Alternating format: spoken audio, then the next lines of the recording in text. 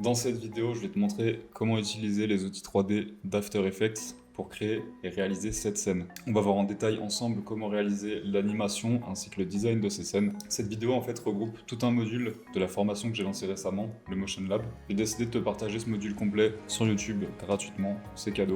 Je vais te laisser avec toutes les leçons. Si ça t'intéresse et que tu veux en voir plus, je te laisserai aller voir sur le lien en bas dans la description. Et on en parlera un petit peu plus en détail à la fin de la vidéo. Je te souhaite un bon visionnage, un bon apprentissage et je te dis à tout de suite.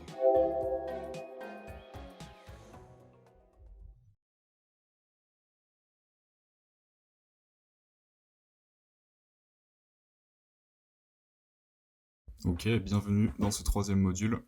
Il va être temps de passer aux choses un petit peu plus sérieuses. Et notre focus principal dans ce troisième module, ça va être de comprendre comment utiliser l'espace 3D d'After Effects.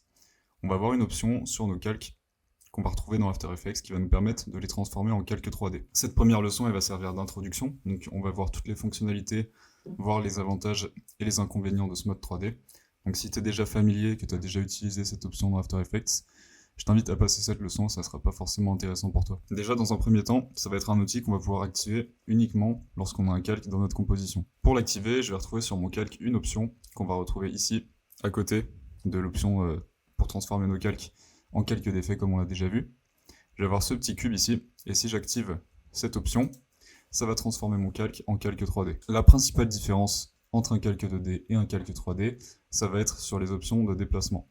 Donc, si j'ai mon calque en 2D, je vais pouvoir le déplacer de façon verticale, donc sur la hauteur, et de façon horizontale sur la largeur. Et donc, en activant ce calque 3D, je vais venir ajouter une nouvelle dimension, qui sera donc la profondeur. Comme tu peux le voir, les types de contrôle sur mon calque changent également, et donc on va avoir une représentation visuelle de ce qu'on a vu auparavant, avec notre déplacement en hauteur, de façon verticale, notre déplacement en largeur de façon horizontale, et on a une nouvelle flèche bleue qu'on ne va pas voir ici puisque notre objet est en face de nous. Cette flèche bleue, elle va nous permettre de déplacer notre objet sur un axe de profondeur, donc en avant et en arrière. On va appeler l'axe de hauteur l'axe Y, l'axe de largeur l'axe X, et l'axe de profondeur l'axe Z.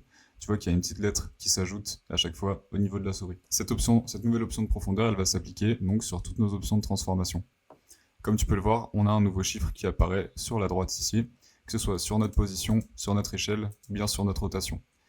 Les options de rotation, elles changent complètement, elles, cette fois-ci, puisqu'on va avoir chacun de nos axes de rotation qui va être isolé. Ça va nous permettre de déplacer notre objet en tournant autour des axes qu'on vient de mentionner. En activant mon mode 3D, je vais également avoir des nouvelles options qui vont apparaître ici en bas à droite de mon écran. En activant l'option, je vais avoir la possibilité d'afficher plusieurs points de vue de mon calque, de ma composition. Donc si je viens ici, que je clique sur vue, je vais avoir la possibilité d'ouvrir 2 vues, 4 vues ou bien simplement une vue.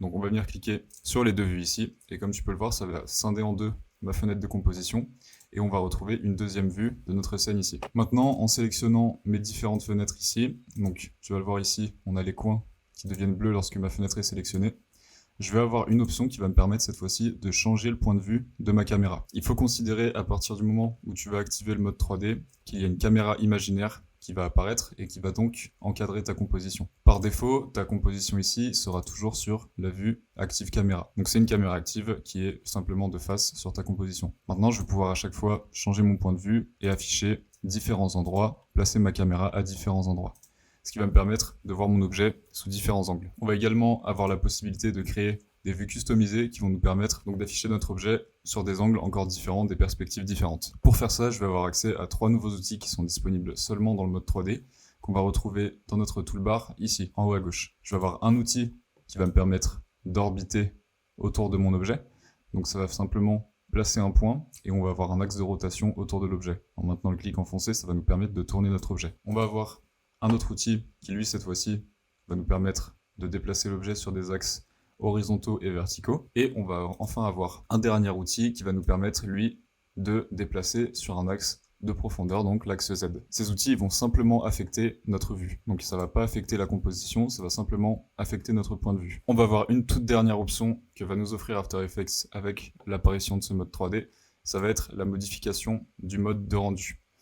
Alors un moteur de rendu, c'est simplement la façon que ton logiciel va afficher tes objets 3D. Dans After Effects, on va en avoir 3 différents, le classique 3D, le Advanced 3D et enfin le rendu Cinema 4D. Tu vas pouvoir les changer directement en cliquant ici, ou alors en allant dans tes paramètres de composition, en allant ici dans 3D Renderer, tu vas avoir la même liste qui va s'afficher. Si je viens modifier ici par exemple le moteur de rendu sur Advanced 3D, dans ma fenêtre de paramètres de composition, je vais également avoir tout ce qui est activé dans ce mode de rendu et tout ce qui est désactivé.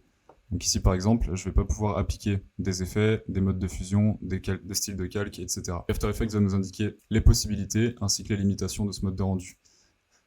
Et on va en avoir sur chacun des modes de rendu. De manière générale, dans la formation, on va rester sur ce mode de rendu classique 3D. Et si ça vient à changer, je t'en informerai en temps et en heure. L'espace 3D va nous offrir une toute dernière fonctionnalité que je vais pouvoir retrouver en créant un nouveau calque. Donc si je viens clic droit dans ma fenêtre de composition, venir créer un nouveau calque, je vais avoir accès à ces deux nouveaux types de calques, donc la lumière et la caméra. Pour ce qui va être de la lumière, on fera un cours complet là-dessus à la fin dans le module avec les breakdowns, où on abordera le sujet de cinéma 4D.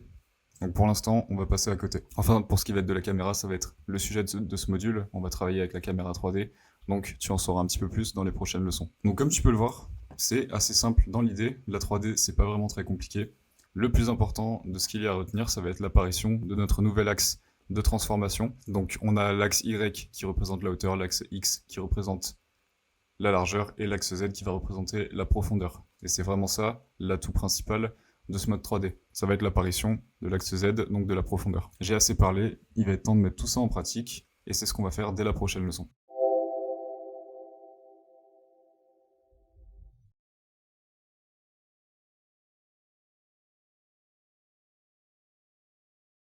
Ok, donc comme dans toutes les précédentes leçons, on va découper en deux parties notre production. On va s'occuper de la partie animation dans un premier temps, et on fera tout ce qui est design et post-production par la suite. Ici, notre première étape, ça va être la création de nos objets en 3D, donc c'est ce qu'on va commencer par faire.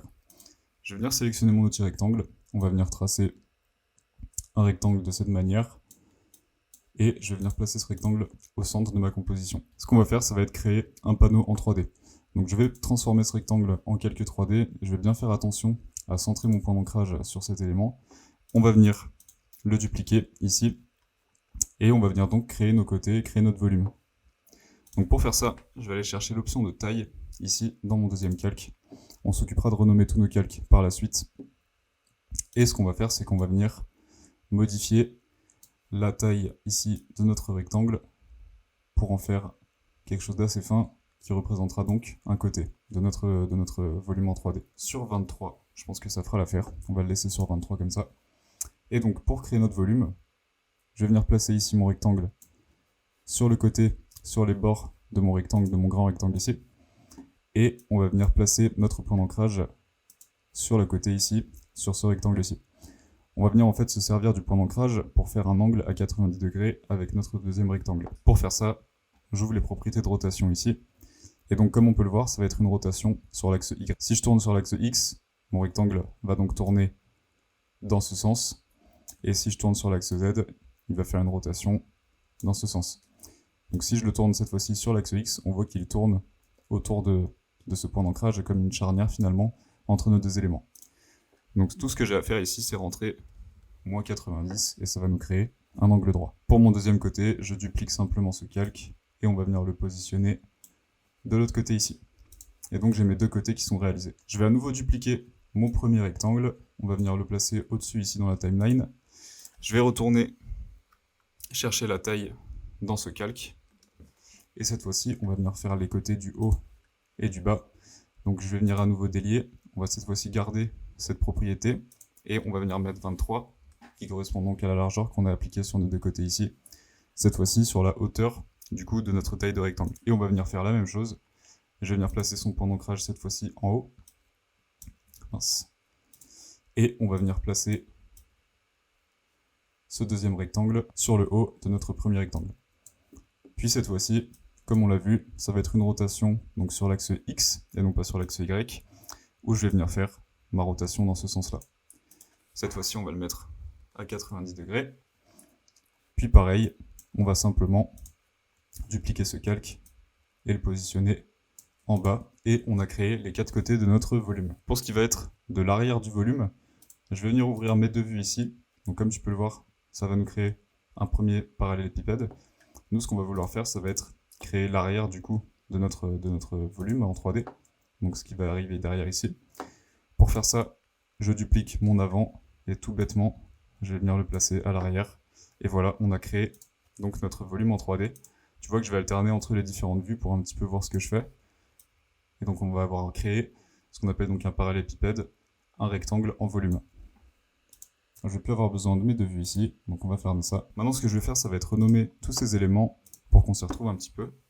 Donc je vais mettre panneau arrière, on va mettre ici panneau avant, etc. On va renommer tous nos côtés également, ce qui va nous permettre de nous retrouver. Une fois que tous nos éléments sont créés, ce qu'on va faire, ça va être la création d'un objet nul. Donc je vais venir clic droit ici, on va venir créer un nouvel objet nul. Cet objet nul, on va également le passer en 3D. Je vais venir retourner dans ma vue de dessus ici, et on va faire en sorte de placer notre objet nul au centre de notre rectangle ici. Donc comme ceci. Une fois qu'il est placé, je vais pouvoir sélectionner tous mes calques ici. On va les parenter à l'objet nul. Et grâce à cet objet nul, je vais avoir un contrôle total donc sur mes 6 calques et sur le volume dans son entièreté. Je vais pouvoir faire des rotations, on va pouvoir le déplacer, etc. Ça nous évitera de devoir animer chacun des calques, ce qui serait une tâche impossible et bien trop longue. Donc on va servir de ce nul par la suite pour animer cet objet. Pour m'y retrouver également, je vais le renommer en contrôle panel, puisqu'il va servir à contrôler notre panneau 3D. Notre deuxième étape, ça va être la création de nos cubes. Donc ça va être exactement le même procédé. Simplement, on va utiliser des carrés cette fois-ci et non pas des rectangles. On va en refaire un ensemble pour bien que tu vois. Donc je vais en profiter. Je viens masquer tous ces calques pour le temps de la démonstration. Et je vais venir tracer mon carré. On va venir le centrer. Je vais venir le passer en mode 3D.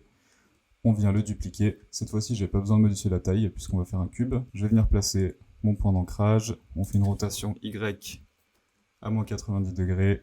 Je duplique. On vient positionner notre deuxième côté. Je duplique ici à nouveau. On passe en haut ici. Je vais faire une rotation à 90 degrés. On duplique ce calque. Je viens le positionner à nouveau en bas. Puis on ouvre nos deux vues. Je duplique mon calque de face et je le mets à l'arrière. Enfin, on vient créer notre objet nul. Je vais venir passer mon nul en 3D. On le place au centre de notre cube ici. On parente tous nos éléments. Et on a créé notre cube en quelques minutes. Pour ce qui va être de la création de notre dernier cube, tout ce qu'on va faire, ça va être simplement dupliquer celui-ci. Je vais venir le placer au-dessus. Et on va juste modifier son remplissage. Je vais enlever ici mon remplissage. Et on va lui mettre un contour. Donc blanc. On va le mettre à 3 pixels. Et on a créé notre deuxième cube. Ok, donc on a tous nos assets, on va pouvoir commencer à les placer et à commencer à animer surtout. J'en ai profité, j'ai organisé un petit peu ma timeline, j'ai renommé tous mes calques, j'ai coloré mes calques pour me repérer, un petit peu savoir quel calque correspond à quel nul. On va venir faire un dernier petit ajout de style, on va en profiter maintenant. Je vais venir ajouter sur chacun de mes coins ici des petits carrés, ça va nous donner un petit côté sympa sur notre cube.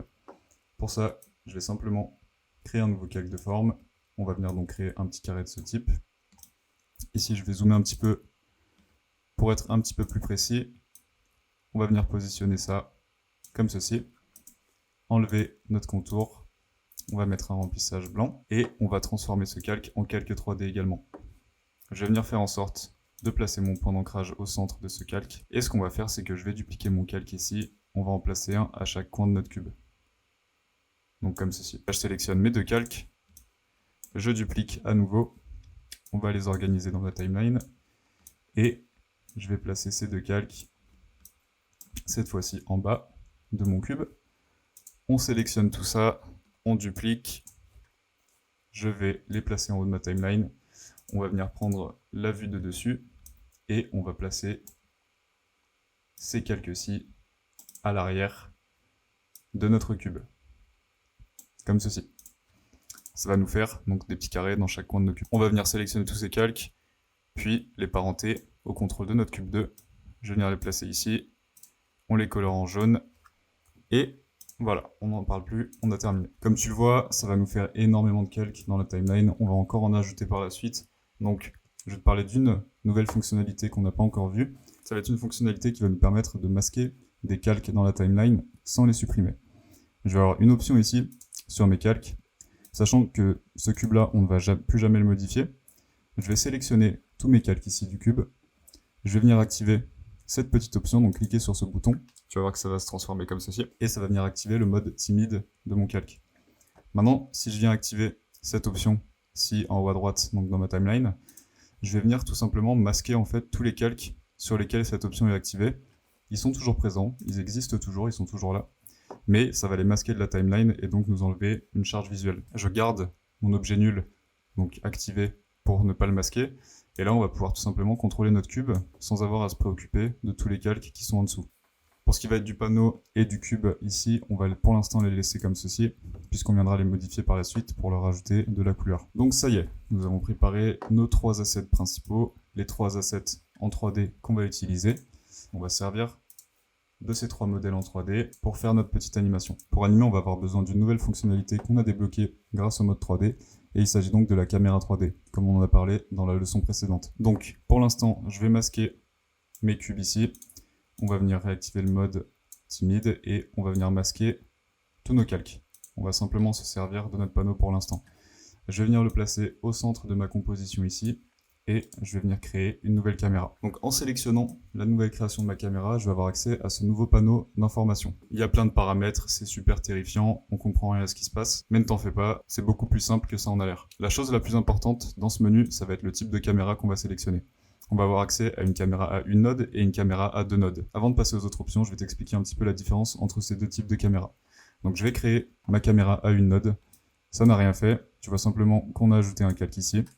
Cependant, si je vais dans mes 2 vues, je vais retrouver ma caméra qui se trouve ici. Si je ne vois pas ma caméra dans la caméra active, c'est simplement parce que cette vue représente le point de vue de ma caméra et donc je ne peux pas voir ma caméra. Donc dans ma vue de dessus, je vais avoir ce petit rectangle qui va apparaître et donc il s'agit de la caméra qu'on vient de créer. Comme tu peux le voir, on a une interface avec du coup un triangle qui apparaît. On a nos contrôles 3D comme pour n'importe quel calque 3D. Cette ligne ici représente donc ce que tu es en train de voir à l'écran sur la gauche. Ça va être la délimitation de notre point de vue de la caméra. Donc ça va représenter ce qui est dans la composition ici. Si je viens déplacer cette ligne en avançant ma caméra, tu vois que j'ai un agrandissement qui se produit. Si au contraire je viens la reculer, j'ai un dézoom. Maintenant, pourquoi est-ce qu'on a 2 types de caméras, donc des caméras une node et les caméras 2 nodes? Donc là, c'est une caméra qui a une node, et en fait, ce qui représente la node, ça va être les contrôles de notre déplacement ici. Ça va être comme un axe de rotation sur lequel la caméra va s'appuyer. Si je viens faire une rotation de ma caméra ici dans les propriétés, on va voir qu'elle va tourner autour de ce point ici, et donc ça va définir notre axe de rotation. Ça vaut aussi pour la position, on va simplement déplacer cette node, donc ce point d'ancrage. Maintenant, si je viens modifier ma caméra sur une caméra à 2 nodes, je vais avoir une nouvelle ligne qui apparaît avec un nouveau point qu'on va retrouver ici. Ce point-ci s'appelle le point d'intérêt. On le retrouve dans les paramètres de notre caméra ici. Et donc maintenant, ma caméra possède 2 axes de rotation différents. Donc tu vas le voir, ce qui va se passer lorsque je vais déplacer ma position. La première node de ma caméra, cette fois-ci, va s'axer autour de la deuxième, et on va avoir une rotation qui se fait sur un axe différent. Et donc ça va valoir pour toutes les options de déplacement de position. Je vais pouvoir faire des rotations autour de cet axe ici. Je peux toujours déplacer ma caméra sur sa node principale. Simplement, on va avoir cette option en plus. Dans notre cas présent, c'est ce type de caméra qu'on va utiliser, donc je vais la laisser comme ça pour l'instant. Je vais retourner dans les options de ma caméra et on va explorer un petit peu les différents paramètres. Je vais retrouver ici le type de caméra, donc le type de zoom qu'on va pouvoir utiliser. Donc là, il est sur custom. Si je viens le changer par exemple sur un 50 mm, tu vas voir que ça va changer en fait le cône de notre caméra et changer donc la vue dans notre composition. Ici, on va utiliser donc ce zoom en 50 mm. En modifiant ces 2 paramètres ici, je vais pouvoir donc modifier la taille du film et l'angle de vue de ma caméra. Ça va simplement nous permettre de customiser en fait le preset qu'on vient d'appliquer. Je vais également pouvoir modifier le zoom. Ça, on le verra un petit peu plus tard, ça va être une option qui nous sera utile pour créer des types de perspectives différents. Et enfin, on va avoir une option en bas ici qui va nous permettre d'activer ce qu'on appelle la profondeur de champ. C'est pareil, on le verra un petit peu plus tard. Donc, pour l'instant, je vais simplement me concentrer sur ma caméra à 2 nodes avec mon preset en 50 mm. Et on va cliquer sur OK. Donc, j'ai créé ma caméra. On va venir la replacer pour rétablir notre point de vue ici. Et je vais également en profiter pour déplacer mon point d'intérêt ici. On va venir le caler sur notre rectangle. La caméra, on va pouvoir l'animer comme n'importe quel calque dans After Effects. Donc, je vais pouvoir tout simplement placer des keyframes. Et c'est ce qu'on va faire. On va venir placer notre premier point de vue en cliquant sur la position ici. Je vais venir décaler ma caméra par rapport à mon point d'ancrage ici. On va venir également la reculer un petit peu. Je vais la déplacer. Ça va nous créer en fait une perspective. Ici, on va pas très bien voir, mais tu vois que ça commence déjà à déformer un petit peu et à créer automatiquement la perspective sur ce point de vue. Donc, je vais la déplacer encore un petit peu, on va dézoomer légèrement. Ce qu'on va faire, ça va être une scène en 2 temps, où je vais avoir un très léger mouvement de caméra au début de ma scène, puis on fera une petite transition, disons à 3 secondes ici. Donc, je vais simplement redéplacer ici ma caméra pour créer un petit travelling de perspective, comme ceci.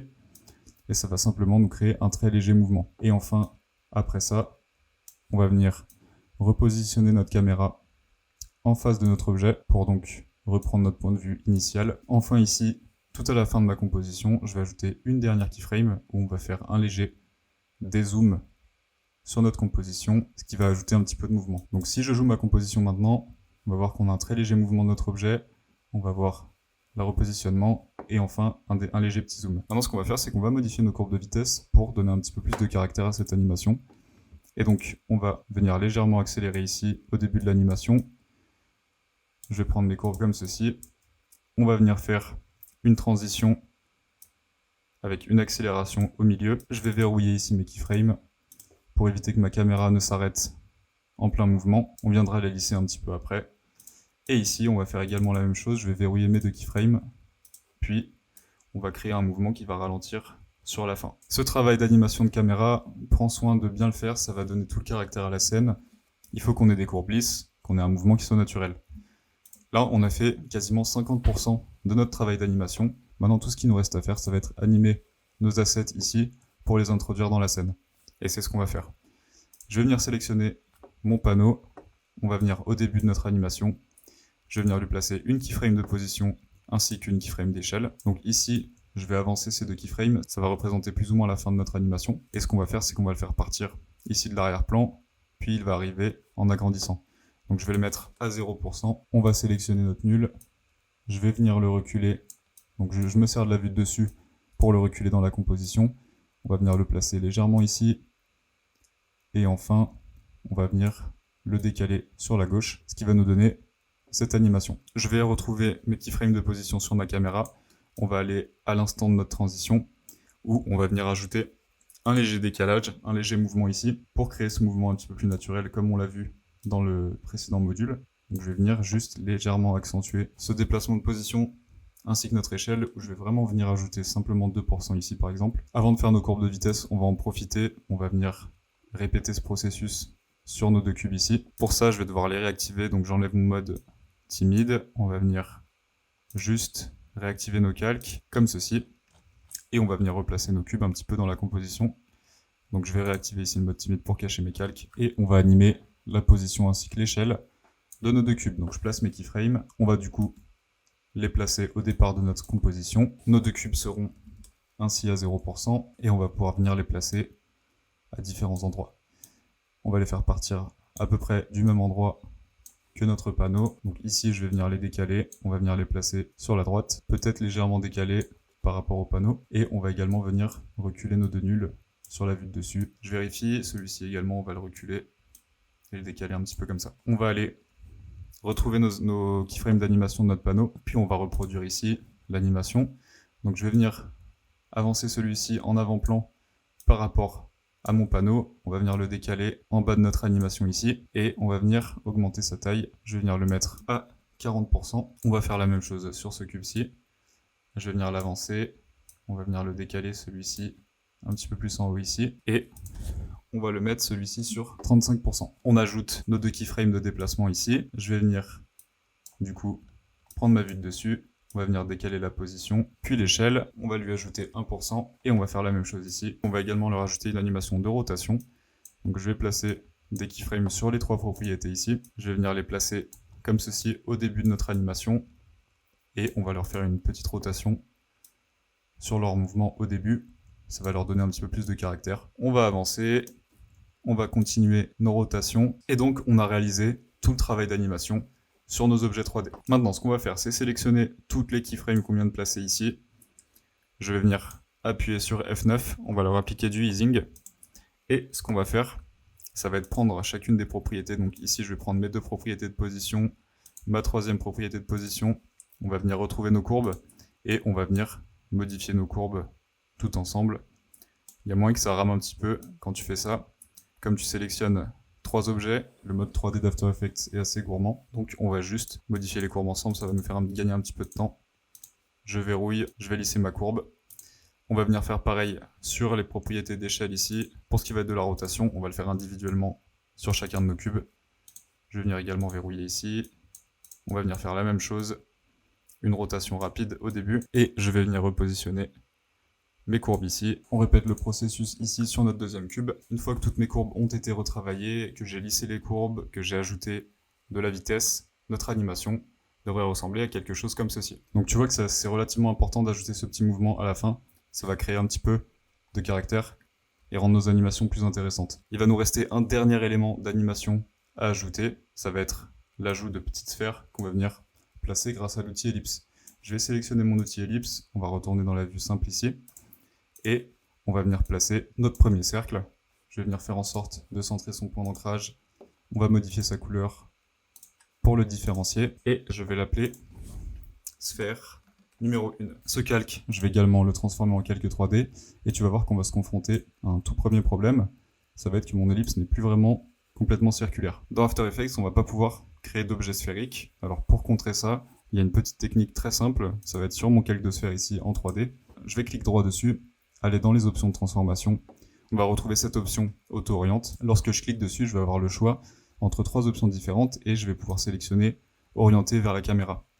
Si je sélectionne OK, on va se rendre compte en fait que notre cercle va automatiquement toujours être en face de la caméra. Et donc on va voir constamment un cercle parfait. Ça va nous permettre de simuler des objets sphériques. Je vais placer plusieurs de ces sphères un petit peu parsemées à travers ma scène et je vais également faire en sorte de modifier un petit peu leurs échelles pour créer un petit peu d'aléatoire et éviter qu'on ait trop de répétitions au niveau de nos objets ici. Donc je vais en faire des plus grosses et des plus petites. On va mettre celle du centre qui sera un petit peu plus grosse que les autres et on en aura 2 plus petites de ce côté-ci. Une fois que toutes mes sphères sont placées, je vais reproduire la même animation qu'on a réalisée sur les cubes et sur le panneau. Donc on va les faire partir d'ici avec un agrandissement d'échelle. On a placé tous les éléments, donc toutes les sphères. Comme tu peux le voir, notre animation c'est la même que sur nos autres objets.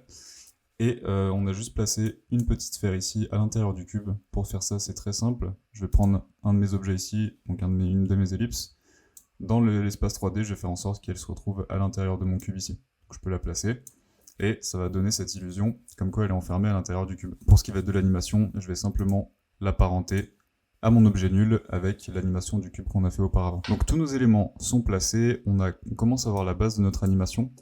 Maintenant, ce qu'on va faire, c'est qu'on va venir travailler sur la deuxième partie de ces animations où on va avoir la transition, donc avec nos éléments ici. Il va falloir qu'on fasse un petit peu de modification.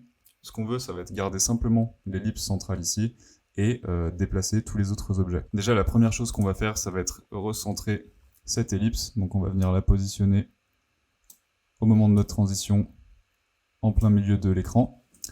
Et on va venir déplacer chacun de nos objets. Je vais prendre la position. On va venir faire en sorte que nos objets fassent un hors-champ, donc se déplacent hors de notre composition, de façon assez naturelle. Pour faire ça, je vais regarder leur position ici en fin d'animation, et on va juste ajouter une keyframe de position. Donc lui, il va partir par exemple, mince, j'ai les 3 qui sont sélectionnés. Celui-ci va partir au-dessus, celui-ci va partir en dessous ici, et puis celui-ci, on va le faire partir de ce côté-là. Ça va nous donner quelque chose dans ce style. Je vais faire en sorte, sur ces 3 animations qu'on vient de réaliser, de faire fonctionner les courbes de vitesse de la même façon qu'on l'a fait sur notre position de caméra. Donc on va avoir une courbe qui est plus rapide au centre et qui ralentit sur la fin. Donc je vais reproduire cet effet ici. On va venir sélectionner nos 4 animations de position et puis je vais juste accélérer le milieu de notre animation. Ça va nous créer ce petit effet très sympa. On va reproduire la même chose sur ce cube en bas à gauche et sur notre cube en haut à droite. Pour faire ça, je réouvre du coup mes 2 nuls ici, et puis on va venir faire tout simplement la même animation, et ça va nous donner du coup cette animation à la fin. Je vais enlever les 2 vues pour qu'on observe un petit peu mieux. On va mettre ça en plein écran. On a tous nos éléments qui sortent en hors-champ.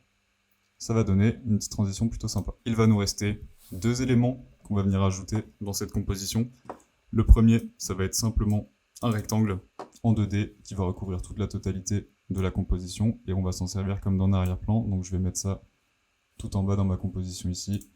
On va changer sa couleur sur quelque chose de différenciable. Et on va venir ajouter un espèce de petit sol en dessous de notre panneau. Pour faire ça, ça va être très très simple encore une fois. Je vais venir sélectionner mon outil ellipse.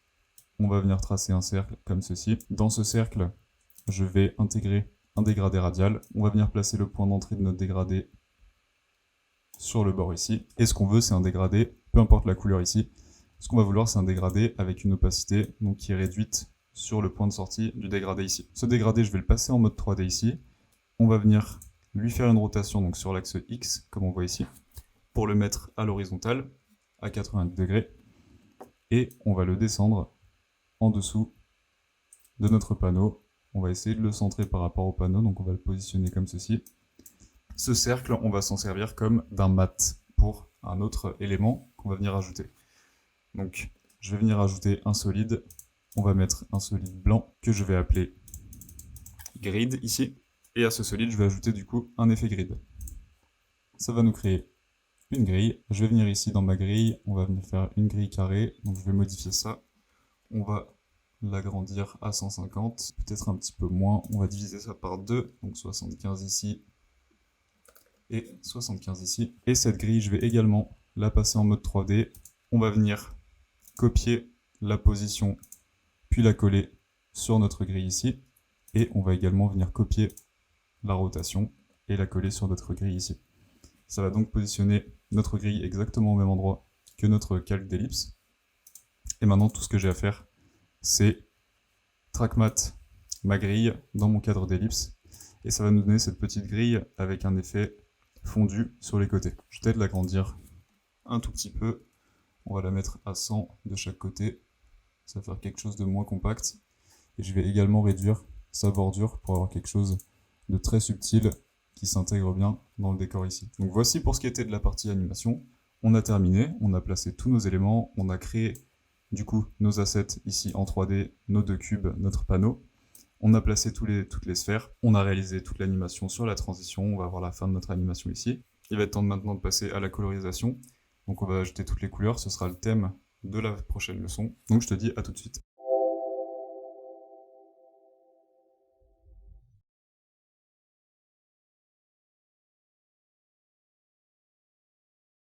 Ok, on a terminé toute la partie animation. Il va être temps de passer à la colorisation, donc on va ajouter toutes nos couleurs sur la composition. Ça va être l'étape juste avant la post-production. On va simplement se contenter de tout coloriser en fonction de notre schéma de couleurs qu'on veut appliquer. Donc pour ce faire, j'ai ajouté une palette de couleurs ici dans ma composition.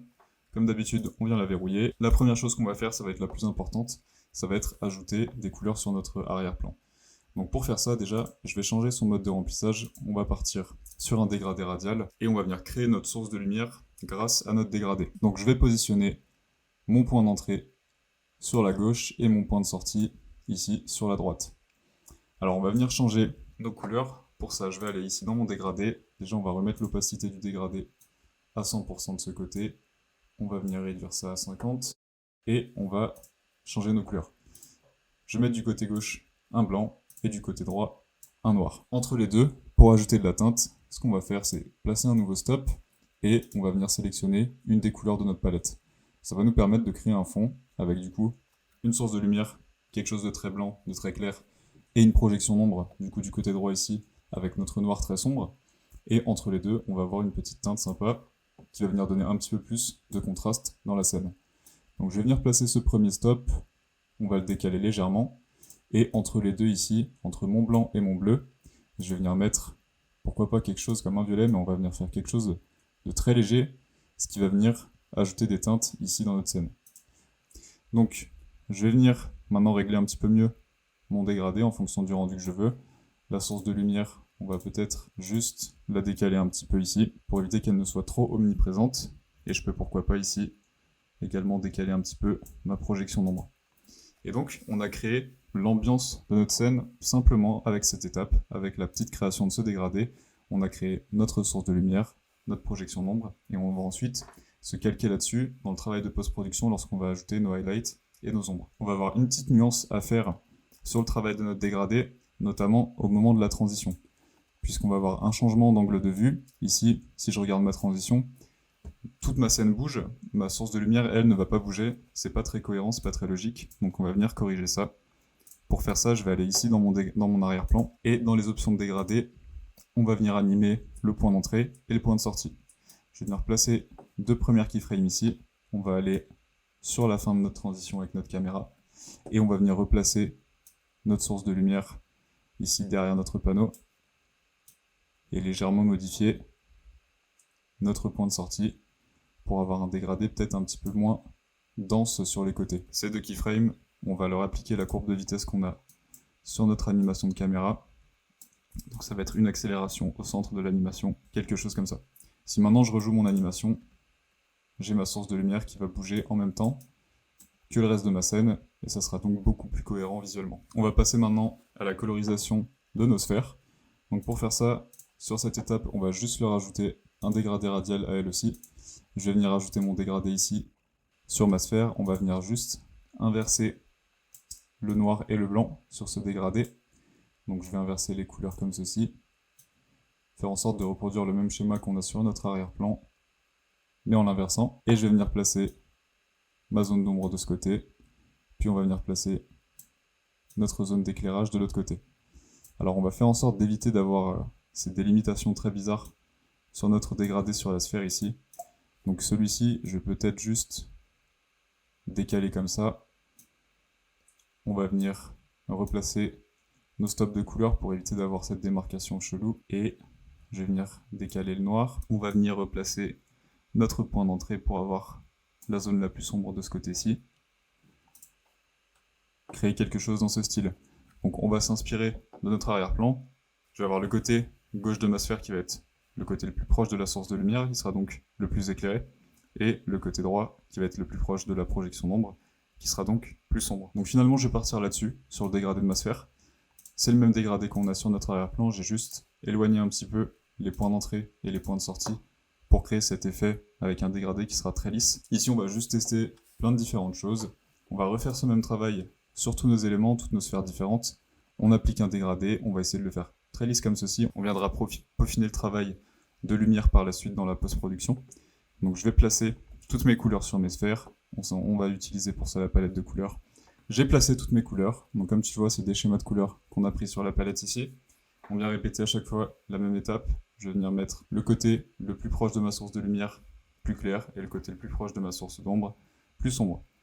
Et ça, on le répète sur chacune de nos sphères. Tu peux le voir, ça va changer aussi en fonction des angles et de la position des sphères. On va avoir donc la source de lumière qui sera peut-être un petit peu plus décalée par rapport aux autres. Maintenant qu'on a fait ça, on va venir placer nos dégradés cette fois-ci sur le panneau ainsi que sur le cube juste ici. Ça va être extrêmement simple. On va faire un dégradé linéaire cette fois-ci et je vais venir dans mes options de dégradé. Déjà, on va enlever notre stop de couleur ici. On va venir faire un dégradé du blanc au blanc et on va venir cette fois-ci modifier son opacité. Je vais régler mon dégradé comme ça pour l'instant. Ce qu'on va faire, c'est qu'on va sélectionner tous nos calques, leur appliquer ce dégradé. De même pour notre cube, on va faire la même chose. Puis ensuite, ça va simplement être un travail où on va placer nos points d'entrée, nos points de sortie dans les dégradés. Pour éviter de s'embêter, je vais venir chercher l'option de dégradé ici sur tous mes calques de panneaux. Ça va me permettre, en cliquant sur l'option ici, d'avoir accès à mes points d'entrée et mes points de sortie directement. Et on va juste placer ça un petit peu au feeling pour l'instant. On viendra finir tout le travail en post-production, où on va vraiment donner la texture à notre objet. Une fois que cette étape est réalisée sur le panneau, en plaçant mes dégradés, je vais également pouvoir modifier l'opacité ici de mes calques. Ça va me permettre de créer des variations au niveau du rendu global des calques. Une fois que j'ai placé tous mes dégradés sur le panneau, je vais faire la même étape sur le cube qu'on a juste ici, et essayer d'avoir un petit peu le même rendu qu'on a ici. Donc j'ai placé tous mes dégradés sur mon cube. Ce que j'ai fait aussi, c'est que j'ai mis tous les calques à 50%. Ça permet d'y voir un petit peu plus clair et de voir bien les délimitations du volume. Et c'est tout pour ce travail de colorisation. Donc étape vraiment simple, on vient simplement poser nos premiers appâts de couleurs. Il va être maintenant temps de passer à la partie la plus importante du projet, ça va être le travail de post-production. C'est là où on va vraiment peaufiner notre travail et donner un style très particulier à notre image. La première étape de notre travail de post-production, ça va être l'ajout de nos textures, donc de nos highlights et de nos ombres sur nos sphères. Pour ça, on va employer la même méthode qu'on a utilisée à la fin du module 2, où on a ajouté donc les petites textures différentes sur nos sphères. On va en faire une complètement ensemble, et ça sera le même procédé pour toutes les autres par la suite. Donc, notre première étape, ça va être dupliquer notre héros ici. Je vais venir supprimer les keyframes, on va venir parenter ce nouveau calque à notre calque de héros qui va nous servir donc de base d'animation, et on va venir renommer ça en highlight héros. Comme on l'a fait dans le premier module, je vais mettre cette fois-ci un remplissage sur ce calque. On va venir sélectionner notre outil de masque et on va commencer le travail du coup au niveau de nos masques.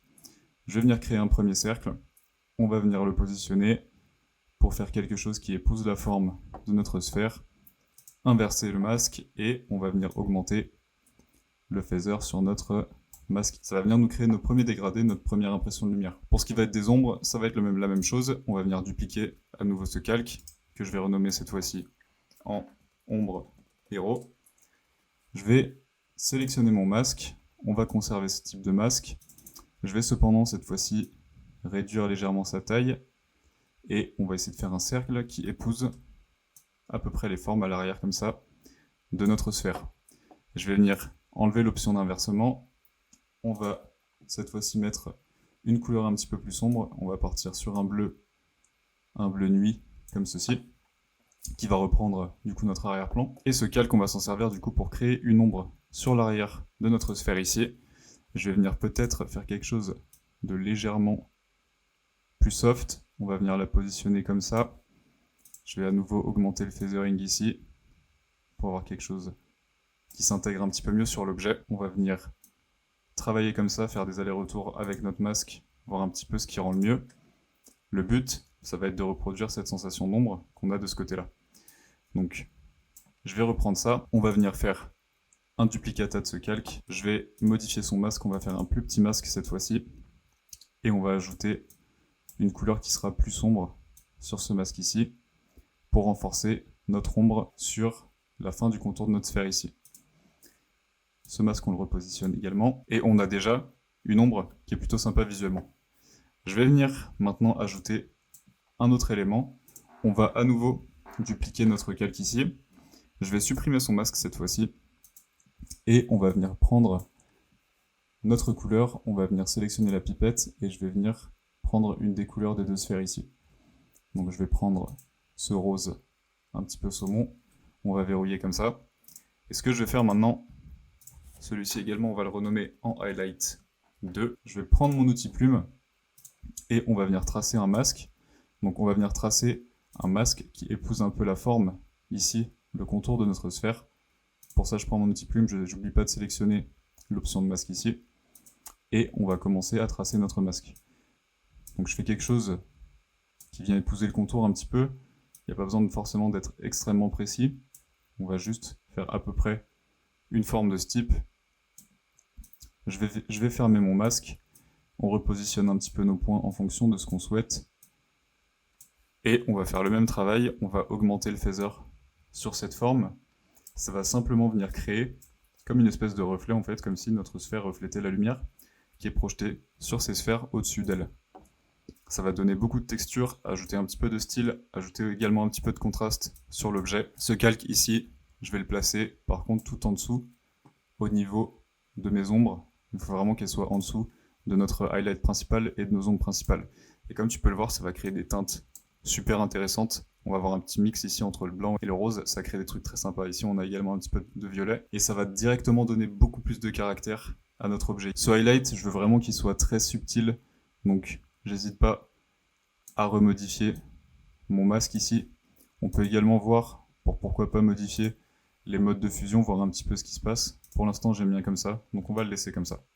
On va faire la même chose en dessous, cette fois-ci avec ce violet. Je vais du coup dupliquer ce calque ici. On va sélectionner notre masque, supprimer notre masque. On change la couleur de remplissage sur le violet qu'on a ici. Et on va à nouveau créer un masque qui va venir épouser les formes de notre sphère ici. Celui-ci, on va le faire un petit peu plus petit, comme on a un objet qui est un petit peu plus éloigné ici. Il va être vraiment très très subtil celui-ci, comme tu peux le voir, comme c'est la couleur un petit peu principale de notre objet. Mais ça va créer des petites variantes, des petites teintes au niveau de notre ombre et de notre lumière. Et donc je vais augmenter le phaser.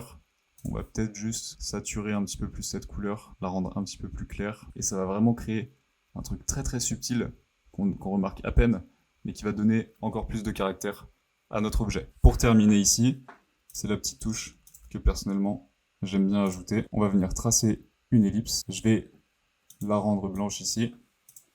On va la positionner de façon à ce qu'on ait une sensation de reflet sur notre objet. Ce calque, on va le renommer du coup en réflexion. Donc ce calque, on va le passer en mode 3D. On va venir activer l'option d'auto-oriente ici, dans l'option de transformation, et on va faire en sorte de le placer pour qu'il soit par-dessus notre héros. Donc je vais aller dans ma vue ici, vue de dessus, ce qui va me permettre de voir où se trouve mon héros. Donc c'est les calques verts, donc il se trouve ici, et je vais donc placer ce nouveau calque en avant-plan par rapport à mon héros. J'oublie pas de le parenter au héros, et donc on va avoir normalement notre calque qui suit l'animation. C'est super. Ça va faire un petit peu trop voyant peut-être, donc ce que je vais faire, c'est changer son mode de fusion. On le met sur un soft light, et ça va faire un petit effet de style, une petite réflexion très très sympa. Donc voilà un petit peu pour le process qu'on va utiliser sur chacune de nos sphères. Je viens à chaque fois, je duplique mon calque, je viens changer la couleur, mettre un masque, on va positionner notre masque. J'essaie d'être cohérent au niveau du placement des couleurs. Donc quand c'est sombre d'un côté, je vais faire les ombres. Quand c'est clair d'un côté, je vais faire mes highlights. J'hésite pas à ajouter des couleurs en cohérence avec ce qu'il y a autour dans l'animation, comme les deux reflets qu'on a en haut et en dessous de notre sphère ici. Et puis je peux ajouter des petits effets de style, comme des réflexions, avec des petites ellipses comme ça. Ça va être le travail qu'on va faire sur chacune des 5 sphères qu'on a dans notre composition. Une fois que ce travail est fait, on pourra passer à la suite. Le travail sur toutes nos sphères est terminé. C'est une étape qui va être un petit peu longue. N'hésite pas à prendre ton temps, à travailler tes masques, etc. On va faire quelque chose, c'est que comme tu peux le voir, notre timeline, ça commence à être complètement illisible. On va avoir beaucoup trop d'éléments. Donc ce qu'on va faire, c'est que tous nos éléments ici, déjà on va pas les modifier, excepté ceux du héros. Mais tout le reste, tout ce qui va être highlight, shadow, etc., on va tout sélectionner. Tous les calques qui vont nous servir pour le style de nos sphères, je vais les passer en mode shy et on va tout masquer. Comme ça, notre timeline va être un petit peu plus clean.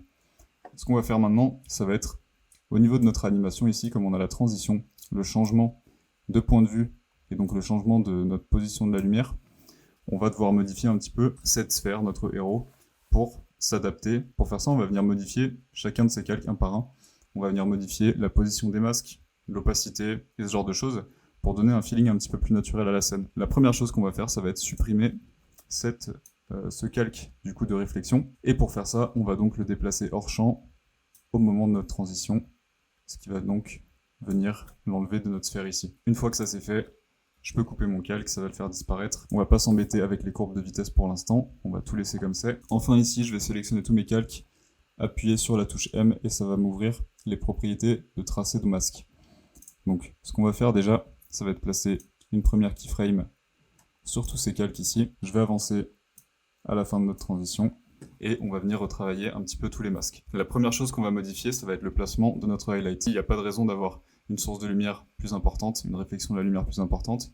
Comme on est sur une scène qui est à contre-jour, avec la lumière qui est donc derrière notre objet, on va reproduire cet effet-là. Je vais venir donc modifier mon masque, je clique, je sélectionne et je vais venir le déplacer. On va également venir très légèrement le redimensionner, puis le repositionner à peu près à la taille de notre sphère. Ça va juste venir légèrement éclaircir les contours de l'objet. En ce qui concerne notre ombre principale ici, je vais faire la même chose, je vais le sélectionner et puis on va la déplacer à l'arrière ici.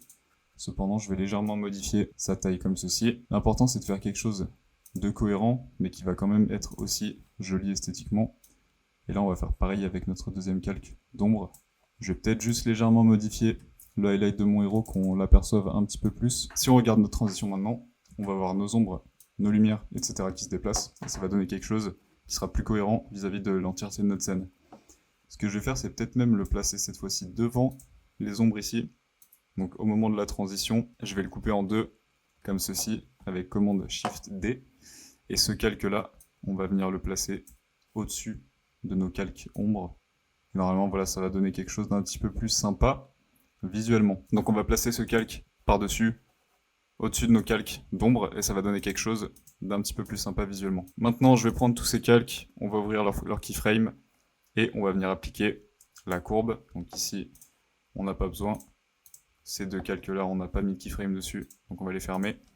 Et on va appliquer la courbe qu'il y a sur notre caméra, et ça va nous donner ce résultat, avec notre changement de scène, notre changement de lumière, et donc notre changement de visuel sur l'objet ici. On va passer maintenant à notre panneau. On va juste ajouter quelques éléments visuels pour le rendre un petit peu plus réaliste. On va lui ajouter une petite texture de vert. Je vais, pour ça, prendre la face de mon panneau. On va venir la dupliquer. Je vais venir la passer en avant-plan ici. Et on va venir la transformer en calque. Je vais faire attention à augmenter son opacité ici à 100%. Et on va également changer son mode de remplissage sur un remplissage uni. Ça va faire en sorte que notre calque d'effet applique l'effet sur toute la surface. Le premier effet qu'on va ajouter, ça va être un Fastbox Blur, où on va simplement augmenter un flou, pour créer un petit effet de flou, de vert légèrement fumé. Donc on va mettre ça sur 5, je pense que ça rend pas trop mal pour l'instant. Je vais en profiter, je veux que ces éléments soient également floutés en arrière de mon panneau ici. Donc cette sphère, on va venir la retrouver ici, ça va être la sphère numéro 2. Je vais venir sélectionner tous ces calques. On va venir la placer derrière notre... Enfin, je vais ajouter ce qu'on appelle un bevel. Donc le bevel, ça va être créer un angle un petit peu cassé sur nos objets en volume, ce qui va leur donner un petit peu plus de réalisme. Pour faire ça, on a une petite technique qui est assez sympa. Je vais dupliquer mon calque, on va lui enlever le mode calque d'effet, on va lui enlever le Fastbox Blur, et on va également lui enlever le remplissage. Ce que je vais faire, c'est que je vais venir ajouter un dégradé linéaire sur mon contour, cette fois-ci. Et dans ce dégradé linéaire, que je vais faire du blanc au blanc, on va venir placer différents stops d'opacité, comme ceci. Ces stops d'opacité, je vais les alterner entre 100% et 0%. À chaque fois, on va donc avoir notre opacité qui augmente, qui diminue. Si je regarde mon calque, tu vas voir que ça va créer un petit contour très sympa ici.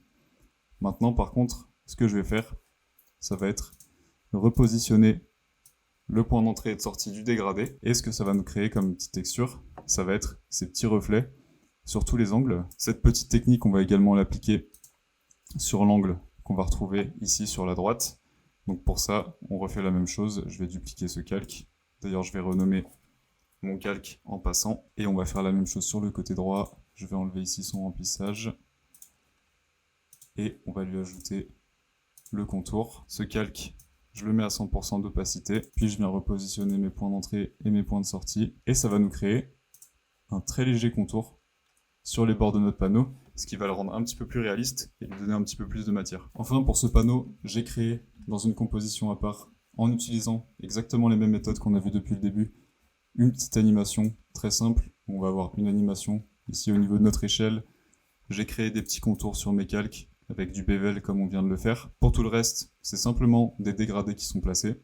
On va également avoir à la fin de cette animation une petite transition au moment où notre calque va faire sa transition. Et puis il y a une petite animation avec des lignes, rien de bien compliqué. Cette composition, on va s'en servir pour l'intégrer dans notre calque ici, dans notre panneau. Donc je vais l'importer directement dans ma composition. On va l'activer en mode 3D. Je vais venir faire en sorte qu'elle soit à la taille de mon panneau ici. Et pour l'intégrer au panneau, je vais avoir besoin de créer un mat. Je vais dupliquer mon panel face ici, qu'on va appeler panel mat. Changer son mode de remplissage sur un mode uni. On va également changer l'opacité à 100%. Et je vais m'en servir pour venir mat ma composition dedans. Cette composition, on n'oublie pas de l'apparenter au contrôle de notre calque. Et je vais également la décaler, faire en sorte qu'on ait notre transition qui se produise au moment de la transition ici. Donc c'est plus ou moins bon comme ceci. Et donc si je rejoue mon animation, on a notre calque qui apparaît, notre précomposition, on a la transition avec nos éléments qui changent, c'est parfait. Et je vais juste en profiter pour la repositionner, puisqu'on voit qu'ici il y a un petit problème au niveau du centrage de nos éléments. Donc je vais vérifier, ça s'intègre bien ici, on a notre transition qui se produit, c'est parfait. Il va nous rester quelques petits éléments à ajouter en post-production pour encore renforcer l'immersion dans la scène. On va faire un petit break, ce sera le sujet de la prochaine leçon, où on va vraiment peaufiner le visuel. Donc je te dis à tout de suite.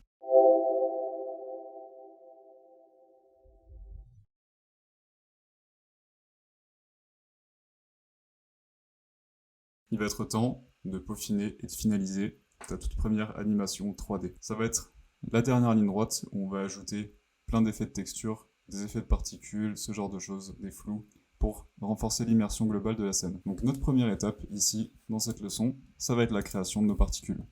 Avant ça, petit aparté, tu vois que j'ai vraiment clean toute la timeline. On va voir que les calques qui vont nous servir, donc avec des animations, des keyframes qui sont placés.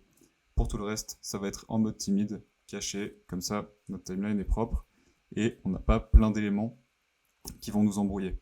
Donc pour ça, je vais venir créer un nouveau solide qu'on va donc renommer particule. Et sur ce solide, je vais placer un effet CC Particle System 2. Ça va être un effet très complexe, extrêmement riche en possibilités. Pour comprendre un petit peu mieux, on va regarder chaque paramètre les uns après les autres. Je vais isoler mon calque ici, comme ça on va pouvoir isoler notre effet et comprendre un petit peu mieux ce qui se passe.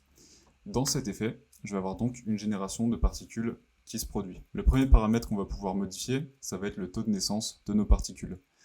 Si je diminue ce paramètre, je vais avoir moins de particules qui vont naître, aussi simple que ça. Au contraire, si je l'augmente, ça va augmenter la quantité de particules que l'effet va produire. On va ensuite avoir notre deuxième paramètre qu'on va pouvoir modifier, qui va être la longévité. Ça va tout simplement déterminer la durée de vie de nos particules. Si je l'augmente ici, ça va pas faire grand chose, puisque on est déjà presque au maximum. Cependant, si je le diminue, on va voir qu'on a comme un espèce de flou progressif qui va se produire et qui va venir masquer nos particules. Ça veut tout simplement dire que nos particules, elles vont être émises et elles vont disparaître plus rapidement. Donc plus cette valeur est élevée, plus elles vont rester longtemps, plus cette valeur est basse, plus elles vont disparaître rapidement. Enfin, on va rentrer dans le concret, dans ce qui fait que cet effet est un effet très complet. Ça va être les 4 prochains paramètres qu'on va pouvoir modifier ici. Le produceur, ça va être le point qu'on retrouve ici, ça va être tout simplement l'endroit d'où proviennent nos particules. Je vais pouvoir le déplacer où je le souhaite dans ma composition. Je vais également pouvoir modifier son radius, ce qui va donc nous permettre de créer des particules qui seront émises dans une zone un petit peu plus large. Si je joue cette fois-ci, on va voir que les particules sont émises d'un petit peu partout. On va le laisser à 3 de chaque côté. Ensuite, on va avoir l'onglet physique. Ça, c'est vraiment l'option où la plupart des gens ont du mal un petit peu avec la génération de particules. Donc, les physiques, c'est ce qui va déterminer le comportement des particules qu'on va retrouver à l'écran. Je vais avoir d'abord, dans un premier temps, l'animation. Donc ça va définir le type de projection de particules. Ici, on va être sur explosive. Je vais avoir différents presets qui vont me permettre de modifier la génération des particules. Tu vois qu'ici, on a un twirl. Donc nos particules vont tourner comme une tornade. Et je vais avoir différents presets comme ceci que je vais pouvoir employer en fonction de mes besoins. Dans le cas présent, on va rester sur explosive. Enfin, on va avoir la vélocité qui va déterminer la vitesse de nos particules et donc surtout la distance de projection. Plus je vais l'augmenter, plus mes particules vont être projetées rapidement et donc partir le plus loin possible. On va le laisser à 1 pour l'instant. Ensuite, je vais avoir le paramètre de gravité qui va donc affecter tout simplement la gravité et donc comment nos particules sont attirées dans la composition. Si je la mets à 0, on voit que ça part dans tous les sens, qu'il n'y a pas de gravité. Si j'augmente ma gravité sur 1, elles vont donc tomber et être attirées par la gravité en dessous de la composition. Je peux également placer cette gravité dans les négatifs et faire en sorte que mes particules soient anti-gravité. On va voir le paramètre de résistance qui va faire en sorte de contraindre un petit peu l'explosion de nos particules. Donc plus je vais augmenter ce paramètre, plus mes particules vont avoir du mal à partir dans tous les sens. Et enfin, on va avoir la direction. Donc je vais pouvoir modifier la rotation de projection de mes particules. Notre dernier paramètre, ça va être l'onglet particules, où là on va pouvoir définir le rendu visuel des particules qu'on va générer. Je vais avoir différents types de particules que je vais pouvoir produire. Donc tu vas pouvoir retrouver dans les noms un petit peu ce que ça fait à chaque fois. Je vais pouvoir faire des étoiles, on va pouvoir faire des bulles, on va pouvoir faire tout un tas de choses différentes. Dans notre cas, ici d'utilisation, on va utiliser le Faded Sphere. En ce qui concerne la taille de naissance ici, ça va simplement définir quelle taille auront nos particules lorsqu'elles vont être émises par le produceur. Si j'augmente la taille ici, ça va faire un nuage très moche, c'est-à-dire que toutes mes particules vont faire 0,5 à partir du moment où elles vont être émises par l'effet. Au contraire, si je réduis, tu vas voir que les particules sont plus petites au début de l'animation et seront plus grandes à la fin de l'animation ici. Cet effet, on va le placer sur 0,01 ici. Et enfin, on va avoir la taille à la mort de nos particules. Donc, comme je te l'ai expliqué, ça va être la taille à la fin lorsqu'elles vont finir sur la durée de longévité ici. Cet effet, nous, on va le placer sur 0,3. Ici, la variation de taille, ça va simplement déterminer si mes particules vont avoir des tailles différentes dans l'effet. Donc si je le mets à 0%, toutes mes particules vont avoir la même taille. Si je le mets à 100%, toutes mes particules auront des tailles un petit peu différentes. On va le laisser à 50%. Ici, on va pouvoir tout simplement définir l'opacité de nos particules. Je vais pouvoir également changer la couleur de mes particules. Donc nous, on va partir sur des particules qui seront blanches. Je vais donc changer les deux couleurs ici. Donc je vais pouvoir maintenant travailler sur mon émission de particules. Donc je vais déjà modifier la position de mon producteur. On va venir mettre la gravité à 0. Je vais venir augmenter ma résistance au maximum et on va modifier notre paramètre de vélocité. Je vais les régler sur 25. Maintenant ici, j'ai trop de particules. Nous, on va vouloir créer quelque chose d'assez subtil. Donc je vais diminuer tout simplement le taux de naissance, ce qui aura pour effet de diminuer le nombre de particules que j'ai à l'écran. On va le mettre sur 1.5 et je vais également en profiter pour placer une keyframe au début de l'animation ici. On va venir avancer un petit peu dans l'animation, mettons à 1 seconde et 12 frames, et je vais venir mettre cet effet de particules à 0. Ce qui va donc venir faire qu'on va avoir une projection et que notre producteur va arrêter de produire des particules. Ici, je vais mettre l'opacité à 100% de mes particules. On va également modifier la longévité, je vais la mettre sur 4, ce qui va faire qu'on va avoir des particules qui vont rester un petit peu plus longtemps. Et je vais peut-être légèrement aussi modifier la taille à la mort de nos particules. Là, elles sont un petit peu trop grosses, donc je vais réduire ce paramètre sur point 1. Et on va juste avoir ce petit nuage qui va donc apparaître, puis disparaître. Si je repasse dans toute ma composition et qu'on rejoue notre animation, on va donc avoir nos particules qui sont projetées en même temps que le début de notre animation. Ça va ajouter un petit peu de texture sur le fond. On va pouvoir encore un petit peu mieux intégrer ces particules. Je vais tout simplement pouvoir changer ici le mode de fusion de mon calque. On va le passer sur Overlay, ce qui va faire que toutes nos particules, on va pas très bien voir ici, mais elles vont toutes s'intégrer et s'adapter à la couleur du fond. Donc ce qui va vraiment faire qu'on va avoir quelque chose de très subtil et très agréable visuellement. Ok, la deuxième étape pour bien augmenter l'immersion dans notre scène, ça va être l'ajout de profondeur de champ. Donc on l'a brièvement abordé dans la leçon d'introduction sur le mode 3D. On va pouvoir la retrouver cette option dans la caméra ici. Je vais te montrer une technique un petit peu différente qui sera un petit peu plus pratique pour créer cet effet. Donc on va déjà aborder la profondeur de champ grâce à la caméra 3D, comme ça ce sera fait. Je vais activer l'option. Tu vas voir qu'il ne se passe absolument rien à l'écran, c'est tout à fait normal. En activant cette option, je vais débloquer plusieurs paramètres différents. On va avoir ici une nouvelle ligne également qui va apparaître sur notre caméra, qui va représenter la ligne de focus. Donc tous les éléments qui seront placés sur cette ligne seront nets, et tous les éléments qui sont hors de cette ligne, donc soit devant, soit derrière, seront floutés. Ici, on n'a pas de flou, et c'est parce qu'on n'a pas modifié les autres paramètres qui ont été activés grâce à la profondeur de champ. Donc je vais déjà placer ma ligne de focus. On va venir faire en sorte de la caler sur notre calque de héros, donc qui est ici. Et maintenant, je vais pouvoir modifier donc les paramètres qu'on va retrouver ici. Je vais venir augmenter ou diminuer l'ouverture, donc ce paramètre ici, ce qui va me permettre de flouter plus ou moins ma composition. Plus je vais l'augmenter, plus tout ce qui sera en dehors de la ligne de focus sera flouté. Tu peux le voir, on a déjà l'effet qui se produit ici. On va avoir un début de flou qui commence à se produire. Donc c'est comme ça qu'on va utiliser la caméra pour créer la profondeur de champ. Mais comme tu peux le voir, c'est en train de flouter également mon panneau ici, puisqu'il ne va pas être placé sur au même plan que mon calque. Et ça, c'est pas forcément quelque chose dont j'ai envie. Le problème avec du coup cette technique, ça va être la maniabilité. On va être très limité par l'effet en ce qui concerne les objets qu'on veut flouter ou les objets qu'on veut rendre nets.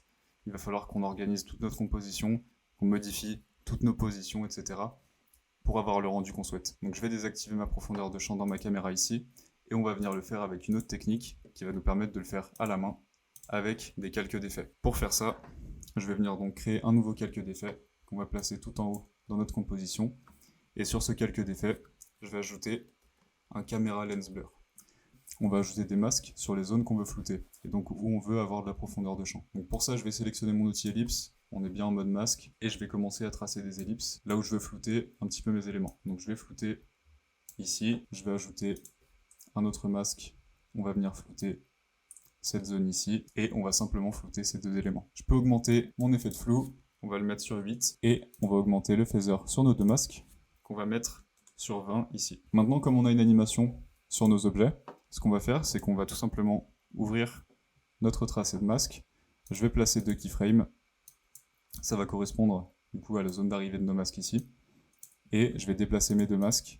On va venir les caler à l'entrée de notre animation pour faire en sorte que ça suive notre animation avec nos objets.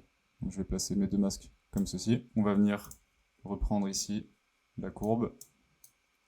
Je vais venir replacer mes... Et on va reprendre la courbe qu'on avait sur notre animation de départ pour faire en sorte que nos masques suivent nos objets.